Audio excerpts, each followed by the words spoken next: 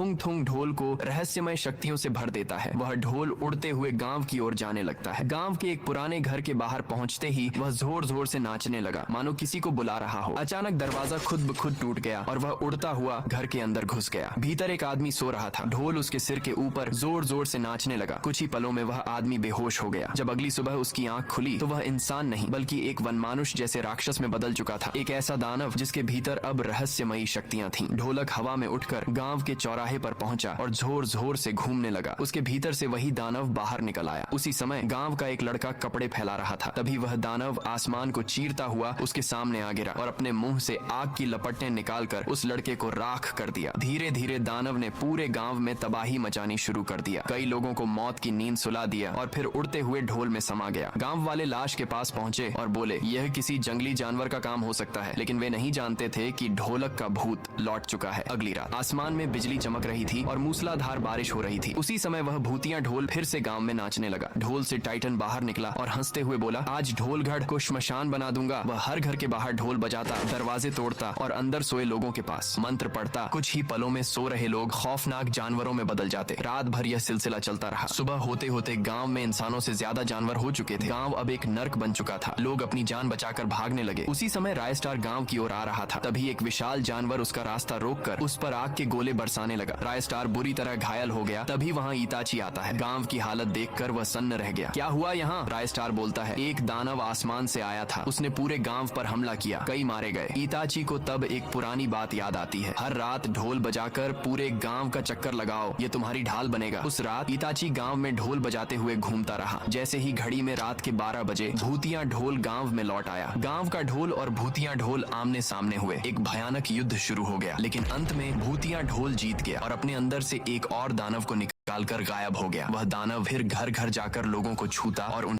जानवर बना देता। एक रात रायस्टार के घर के बाहर वही दानव आ पहुंचा। रायस्टार की आंखों के सामने वह एक आदमी को जानवर में बदल देता है। अब रायस्टार को पूरा सच समझ आ गया था। वह दौड़कर इताची के पास पहुंचा और सब कुछ बताया। इताची बोला, पास के जंगल में एक रहस्यमयी ढोलक का पेड़ है, वहाँ से एक ढोल लाकर दो, तभी हम कुछ कर सकते हैं। रायस्टार बिना डरे उस जंगल में गया। बहुत से लोग वहाँ से कभी लौटे नहीं थे, लेकिन उसने हिम्मत नहीं हारी। वहाँ उसे एक विशाल पेड़ दिखा जिसमें सैकड़ों ढोल लटके हुए थे। वह वहाँ से एक ढोल लेकर गाँव वापस लौटा। इताची ने वह ढोल उठाया और पूरी रात उसे बजाते हुए गांव में चक्कर लगाता रहा। अगले दिन से गांव में शांति लौट आई। भूतिया ढोल फिर कभी नहीं लौटा।